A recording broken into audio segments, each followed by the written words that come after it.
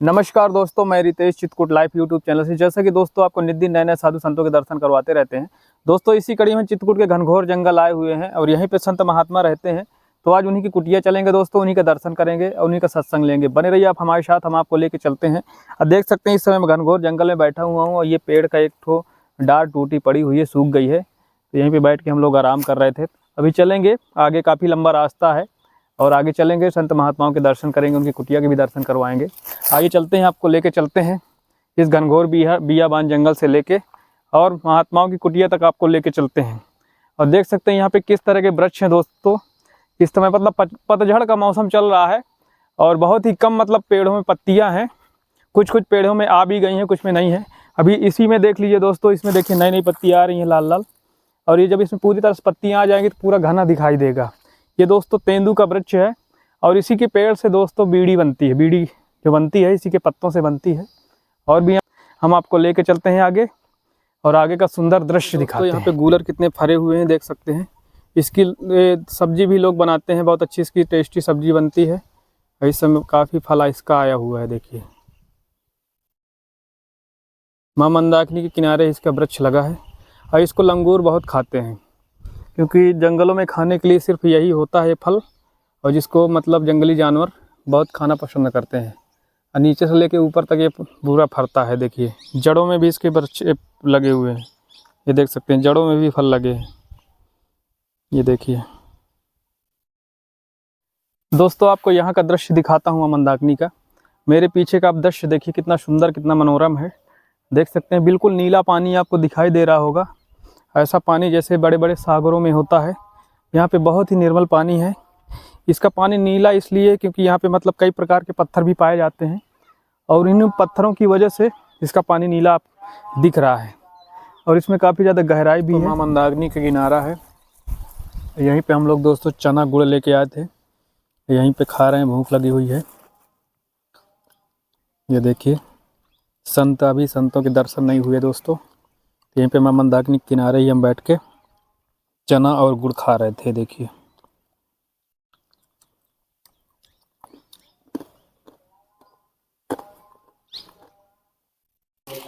ठीक है, ठीक। जय आशीर्वाद दीजिएगा महाराज जी। बढ़िया, खूब आनंद करो जी, लगे रहो। तुम तो अपने चित्रकूट के राम जी की इच्छा से महाराज जी, जब आवश्यकता तब आ जाया करो। बिल्कुल आवश्यकता हो, ठीक है ना। जैसे हमसे जरा कुछ बोलना तो नहीं आता है जी, जो भगवान ने हमको मानी तो बोल देते हैं। जैसा कि दोस्तों हम महाराज जी की कुटिया आए हुए हैं और महाराज जी हमारे पास बैठे हुए हैं। तो महाराज जी जय सिया राम की। जय श्री राम, जय श्री राम। महाराज जी आपका शुभ नाम क्या है? सीताराम दास। सीताराम दास जी जी। तो महाराज जी आप मतलब यहाँ पे कितने सालों से हैं?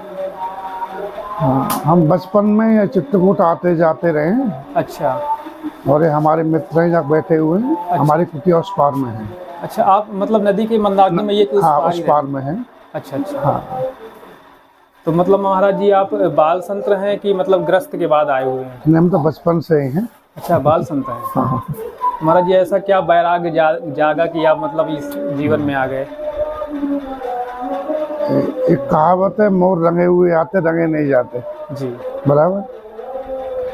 तो बचपन से कहीं घर में मन लगा नहीं, कोई अपना लगा नहीं, महात्मा अच्छे लगते जी। तो बस तो साधुओं के पास ही आ गए। साधु संत आश्रम जहाँ जन्म हुआ तो वहाँ पहुँचे जी। उनको देख के एकदम रोना आया, जैसे कोई अपना बहुत दिन से पिछला कोई हो गया, मिला हो ना जी। ऐसा। फिर घर में मन लगाए नहीं, बाद में फिर संतों के साथ में इधर ही चले आए। महाराज जी जैसे बहुत से ग्रस्त लोग हैं और सवाल करते हैं कि मतलब ये साधु संत महात्मा तो हैं, जंगलों में जाके भजन कीर्तन कर लेते हैं, हम ग्रस्त वाले हम क्या करें कि हम भी परमात्मा की प्राप्ति कर सकें? भजन करने के लिए जंगल जाने की या घर छोड़ने की आवश्यकता नहीं, भजन करने की आवश्यकता है जी। और भजन कोई भी कर सकता है, शरीर भजन के लिए मिला है। दिए धरे करिए फल भाई, भजिए राम सब काम बिहाई जी। और भजन करने का ये अर्थ है, या तो भगवान का खूब नाम जप करो। कलयुग में ठाकुर जी को याद करना, भगवान की कथा सुनना, भगवान का नाम जपना, यही भजन है। ये नहीं कर पा रहे तो जो भजन कर रहे हैं उनकी सेवा करो जी। भक्तमाली जो टीकाकार हैं उन्होंने यही कहा है, सब संतन निर्णय कियो, श्रुत पुराण इतिहास, भजबे को दो ही सुगर के हरि दास।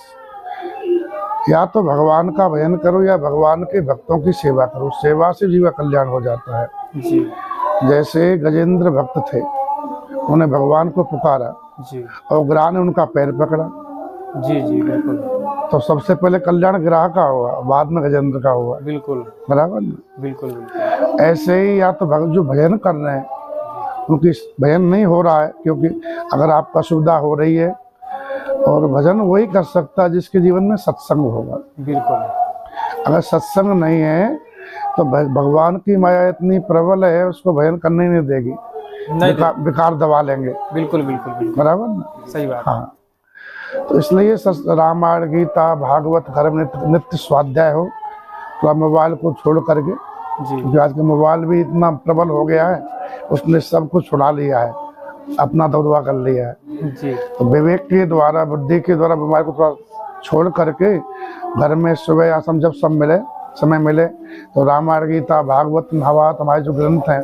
उनका थोड़ा स्वाध्याय करें। इससे क्या है, आपको ये बोध होगा कि जी हम किस लिए यहाँ पर आए हैं, बिल्कुल है ना। खाना पीना, लड़ना झगड़ना, बच्चे पैदा करना, उनका पालन करना, उनको लायक बनाना, ये तो पशु पंछी भी कर लेते हैं, है ना। मानव शरीर का लक्ष्य है केवल भजन करना, सबसे पहले भजन, बाद में और कुछ काम बिल्कुल है। भजिए राम सब काम बिहाई, सब काम पीछे, पहले भजन। पहले भजन। ये जब ही होगा जब आप नित्य आपका स्वाध्याय होगा या नित्य सत्संग होगा। कोई महापुरुष से सत्संग लें, सत्संग नहीं ले पाए तो नित्य स्वाध्याय करें, तो भजन धीरे धीरे बनने लगेगा, इसमें कोई संदेह नहीं। धीरे धीरे बनने लगेगा, धीरे धीरे स्टार्ट हो ना। तुम कोई भी मन है, धीरे धीरे स्वाभाविक ही जो मन संसार में भागा हुआ है, संसार में फंसा हुआ, उसको संसार अच्छा लग रहा है, संसार सत्य लग रहा है, तो जब वो जानेगा कि संसारी सत्य नहीं, ये शरीरी सत्य नहीं है ना, भगवान ही सत्य है, ये तो स्वप्नवत है, तो धीरे धीरे उसको छोड़ने का प्रयास करेगा ना। जितना छूटेगा उतना भगवान में लगेगा। सही। जैसे महाराज जी, बहुत से लोग कहते हैं कि हम जैसे भजन करने बैठते हैं तो हमारा ध्यान नहीं लग पाता।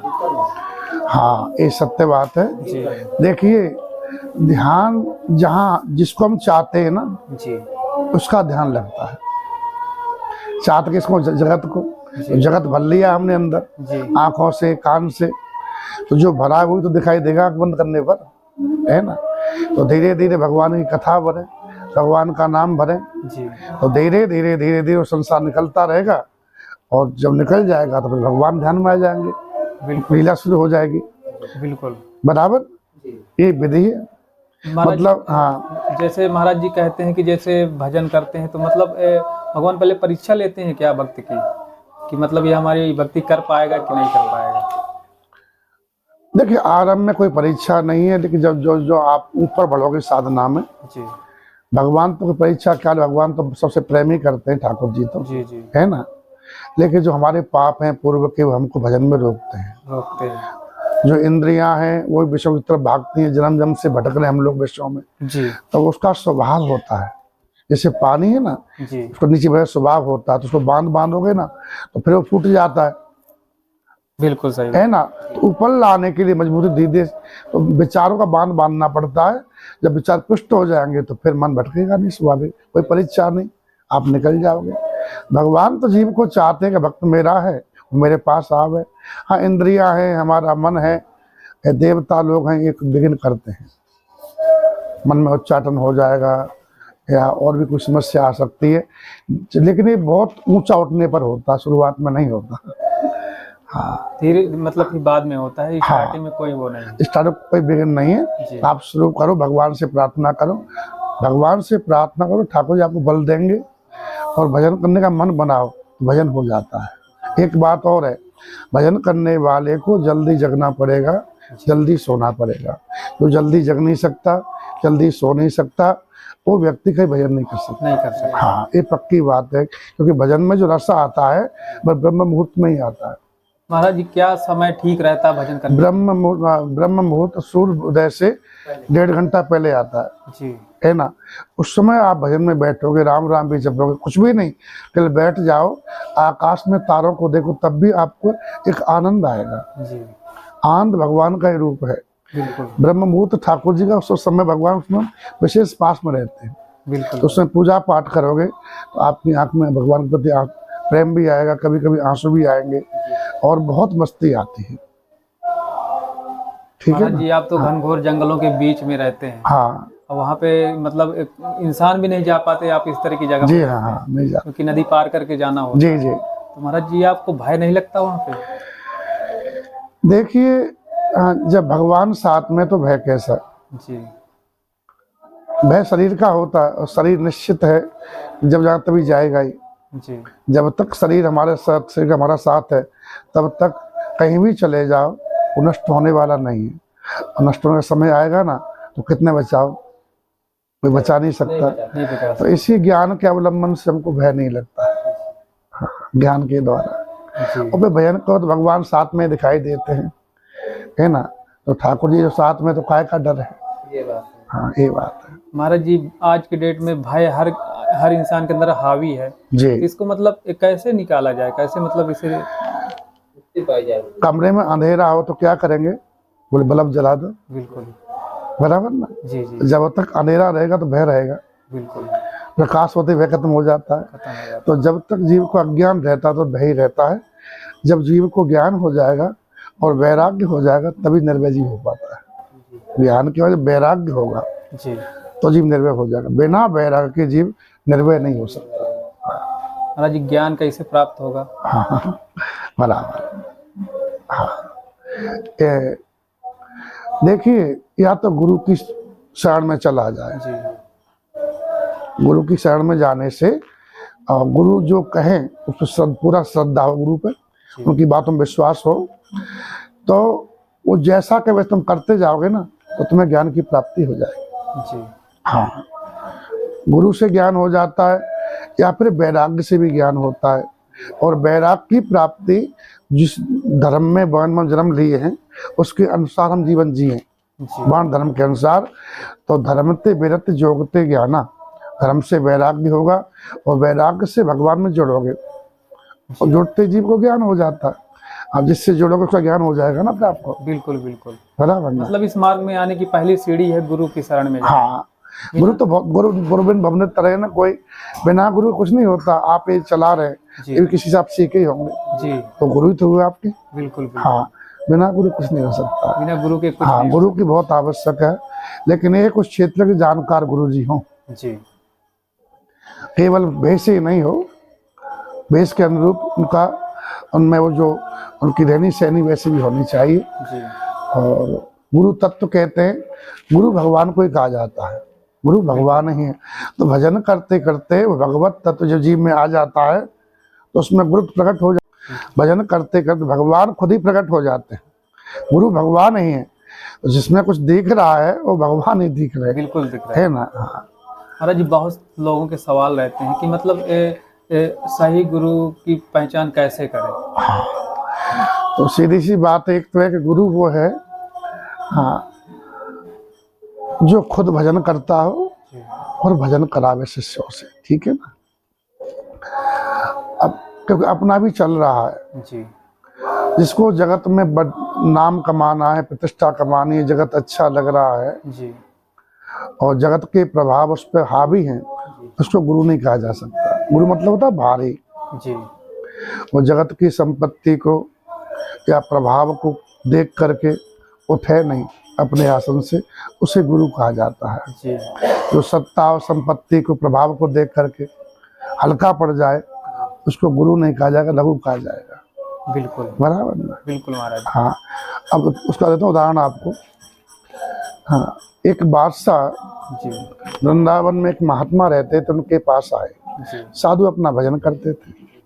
वो बड़ी श्रद्धा लेके आए थे, तो प्रतीक्षा करते रहे, भजन पूरा हुआ तो बाबा जी कुंज से बाहर आए और बादशाह ने उनको साष्टांग प्रणाम किया, बोले महाराज जी मैं आया हूँ और मुझे कुछ सेवा बताई जाए। जी तो बड़े प्रेम से बोले कि यही सेवा है कि आज के बाद में हमारे पास कभी आना नहीं और हमें कहीं बुलाना नहीं। तो उसको बड़ा दुख हुआ, बोले कि महाराज जी कुछ हमको अपराध हो गया हमसे। बोले अपराध नहीं है, रंग तुम्हारा ही पक्का है, रंग हमारा ही पक्का है। जी तुम्हारा रंग है रजोगुणी, हमारा साधु साई है। बिल्कुल। और हम तुम मिलते रहे तो हो सकता हमारा रंग तुम पे चढ़ जाए तो तुम्हारा राय नष्ट हो जाएगा, और कहीं तुम्हारा हम पे चढ़ गया तुम्हारा बैराग नष्ट हो जाएगा। बिल्कुल। इससे तुम वहीं रहो जहाँ पर हो, हमको भजन करने दो।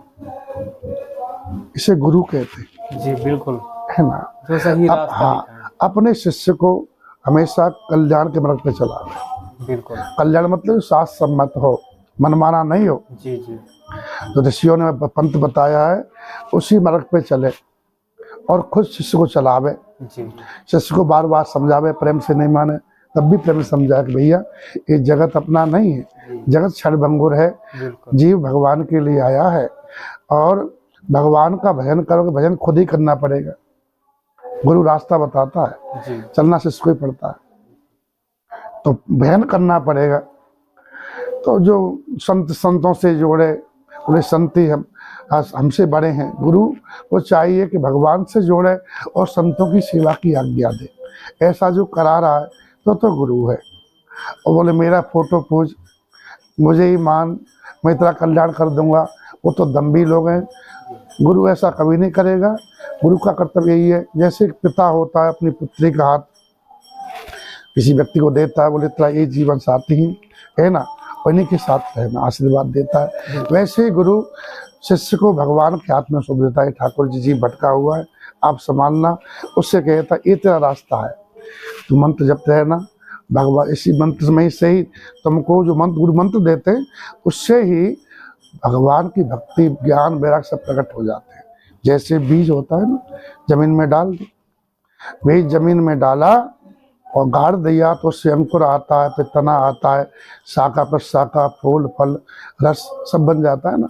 वैसे ही जो गुरुदेव मंत्र देते हैं संप्रदाय के अनुसार, है ना, तो मंत्र ही श्रद्धा विश्वास से जपने पर धीरे धीरे आपके जीवन में ज्ञान वैराग भक्ति सब ला देगा, अंत में ठाकुर जी को प्रकट कर देगा। बिल्कुल। लेकिन शिष्य की श्रद्धा होनी चाहिए, श्रद्धा होनी चाहिए। महाराज जी, बहुत से लोगों के प्रश्न रहते हैं कि हम राम नाम लें कि कृष्ण नाम लें। नाम कोई भी लो, भगवान के सभी नाम है, सभी कल्याणकारी हैं, लेकिन राम नाम ज्यादा सुलभ है जी। और रामचरित मास में श्री नारद जी महाराज ने भगवान श्री राम से वरदान मांगा है, यद्यपि प्रभु के नाम अनेका, सुत के अधिक एक ते एका, राम सकल नामंते अधिका, हो नाथ अग खगन बधिका। यानी आपके अनेक नाम हैं और वेद कहता है सब एक से बढ़ के एक प्रभावशाली है, लेकिन आपका राम नाम सबसे बड़ा हो जाए जी, क्योंकि राम नाम सरल है, सीधा है एकदम, कोई जीव अटकेगी नहीं। बूढ़ा होने पर कृष्ण नाम नहीं ले पाओगे, कृष्ण नाम नहीं ले पाओगे, लेकिन राम नाम सरलता से आ सकता सब लोग ले है ना। और राम नाम जपने से आप जिस इष्ट को मान रहे हो उसमें आपका प्रेम बढ़ेगा। तो राम नाम कल अभिमत दाता, मीरा जी कृष्ण को मानती थी, उनको इष्ट थे, तो क्या जपती थी? मीरा जी कहती हैं पायो जी मैंने राम रतन धन पायो। बिल्कुल, है ना, बिल्कुल सत्य। सूरदास जी क्या कहते हैं? राम नाम जो तू रट तो, जो पे राम नाम तू जप तो अब को जन्म और आगे को दो जन्म सुधर तो जी, है ना। तो राम नाम प्राय सभी संतों ने गाया है और हमारे धर्म में तो राम नाम सर्वोपरि है। जीते जी राम, मरते भी राम, मरते समय भी लोग राम नाम सत्य है सत्य बोलो करते हैं। इसलिए राम नाम सबसे सरल, आपका कोई भी इष्ट हो राम नाम जपोगे तो उसके प्रति आपका प्रेम बढ़ेगा। हाँ महाराज जी, राम राम कहना चाहिए कि सीता राम कहना चाहिए? हाँ, ये भी ठीक है। हाँ, कुछ संतों का मत ये है कि युगल नाम जपो जी, क्योंकि सीता जी प्रेम की देने वाली जी, भक्ति स्वरूप है ना। बिल्कुल। हाँ, लेकिन राम नाम में भी सीता मैया आ जाती है जी, रा और आ तीन है ना, तो उसमें लक्ष्मण जी भी आ जाते हैं, जानकी मैया भी आ जाती हैं, भगवान श्री राम भी आ जाते हैं, तीनों आ जाते हैं। हाँ, राम नाम पूर्ण है जी, हाँ। चारों वेद का मंथन किया है जी, महादेव ने, जी, और भी कहते हैं 100 करोड़ मंत्र थे, तो 100 करोड़ मंत्र 3 विभाग किए उसके, देवताओं को दिए, कुछ असुरों को दिए और कुछ मनुष्यों को दिए। जी, जी, तो बांटने में शिव जी थे, तो 100 करोड़ का बंटवारा किया तो 33 करोड़ 33 लाख 33,333 शायद ऐसा बनेगा, जी बराबर। तो एक मंत्र बचेगा। मंत्र था वो 32 अक्षर का, जी 32 32 अक्षर का मंत्र था, अनुष्टुप छंद में था। जी जी तो उसको 3 विभाग किए तो 10-10 बांट दिए, और 2 अक्षर रह गए, 2 को बंटवारा हो नहीं सकता था। तो शिव जी ने सबका सार जानकर को ग्रहण किया, जी इसलिए महादेव जी हमेशा राम राम जपते हैं। इसका उल्लेख रामचरितमानस में बालकांड में 25वां दुआ करता है। ब्रह्म राम ते राम नाम बड़ वरदायक वरदान, राम चैत शतकोट मह लिए महेश जी जान। जो वरदान देते हैं उनको ही वर देने वाला राम नाम है। तो ऐसा जी में जान करके 100 करोड़ रामायणों में से भगवान शंकर ने उसको ग्रहण किया है। तो शिव जी निरंतर राम राम जपते रहते। बिल्कुल। महाराज जी कहते हैं कि शिव जी का जन्म तो पहले हुआ था, राम जी का फिर बाद में हुआ। तो शिव जी जिस राम जी की बात कर रहे हैं, क्या वो राम? हाँ सुनो, कुछ सृष्टि अनादि है जी। सृष्टि क्या है? अनादि। ये कब से कोई नहीं जानता, कोई नहीं जानता। और बहुत बार पहले हो चुका है, अवतार हो चुके हैं। जहाँ तक ज्ञान ऋषियों को, जितना ऋषियों को लगा है वो सब ग्रंथों में लिखा है। बिल्कुल। तो हाँ, लीला क्षेत्र में भगवान आते हैं। ये बात माँ पार्वती सती जब थी जी जी तो उनको शंका हो गई, बोले जब राम जी लीला करते हुए आ रहे थे जी रोते हुए, और शिव जी कथा सुन के राम जी की जा रहे थे। जी अगस्त जी के पास से कथा सुनी राम जी की, और राम जी वर्तमान में थे उस समय, जी ठीक है ना। तो सती को संदेह हो गया, उन्होंने ब्रह्म के रूप में उनको प्रणाम किया, और सती को संदेह ये हुआ कि सती कथा सुनी नहीं थी। जी बोले शंकर जगत बंद जगदीशा, शंकर जी जगत बंद जगदीश हैं, जी देवता मनुष्य सभी उनको प्रणाम करते हैं। उन्होंने राजकुमार प्रणाम किया, राजकुमारों को, जी और शिव जी समझाए तब भी नहीं मानी। दूसरा जन्म हुआ, फिर प्रश्न वही किया, वह राम कौन है। तब पूरी कथा सुनाई, जी और उन्होंने कई संदेह कर दिए। बोले कि देवी, जिसके नाम पर, नाम के बल पर मैं काशी मुक्ति देता हूँ, वो मेरे भगवान है। वो लीला कर रहे। कोई व्यक्ति मंच पर अभिनय कर रहा हो तो अभिनय का जीवन अलग होता है, और वास्तव में जीवन अलग होता है। भगवान के जगत को शिक्षा देने के लिए सगुण सगुण रूप में आते हैं। भगवान का होता है इतना कि एक लक्ष्य जगत सीखे कि जीवन कैसे जिया जाता है, कैसे जिया जाता है, बस। बिल्कुल। हाँ, तो भगवान शिक्षा देने के लिए कभी कभी भगवान मानव रूप में, मानव जैसे बन करके आते हैं। हाँ, महाराज जी कहते हैं राम से बड़ा राम का नाम। हाँ हाँ, राम से बड़ा राम का नाम। देखिए, नाम सबका बड़ा है, आपका कोई नाम है, जी जी ठीक है ना। और आप सो रहे हो 20 आदमी के बीच में, जी तो हम आप नाम लेंगे तो आप ही जगह उसमें, जी बिल्कुल। भीड़ में हो आपका नाम लिया जाएगा तो आप ही राम जी के हमको पीछे मुड़ के देखो हमें कौन ले रहा है। बिल्कुल। तो नाम में शक्ति है कि आपको पीछे मुड़वा देता। जी जी ऐसे भगवान, हाँ, नाम में वो शक्ति है कि भगवान उसके पीछे चलते हैं। पीछे चलने वाला सेवक हुआ, बिल्कुल आगे जाना स्वामी हुआ, कि नहीं हुआ। सही। इसे राम से बड़ा राम का नाम है। हाँ, ठीक है। मतलब कि कहीं भी भजन करके आप भगवान की प्राप्ति कर सकते हैं। जी, भजन करना मुख्य है, जंगल या घर की आवश्यकता नहीं। जंगल में रह करके भी अगर संसार की भूख है, संसार अच्छा लग रहा है, तो वहाँ कुछ कर नहीं पाएगा, खाली रह जाएगा। जी। और घर में रह करके वैराग्य है, आपको भगवान की भूख है, तो आप घर में रह के कल्याण कर लोगे। घर में रह के भी कल्याण। हाँ, जैसे महाराज जी आजकल नए नए युवक लड़के जी, घर मतलब नए नए लड़के, हाँ जी, अपना घर द्वार छोड़कर जंगलों में चले जाते हैं। देखिए, या तो वैराग्य आपको संसार अच्छा लगा ही नहीं, जैसे हम लोग साधु बने तो स्वाभाविक ही संसार में गति नहीं थी मन की।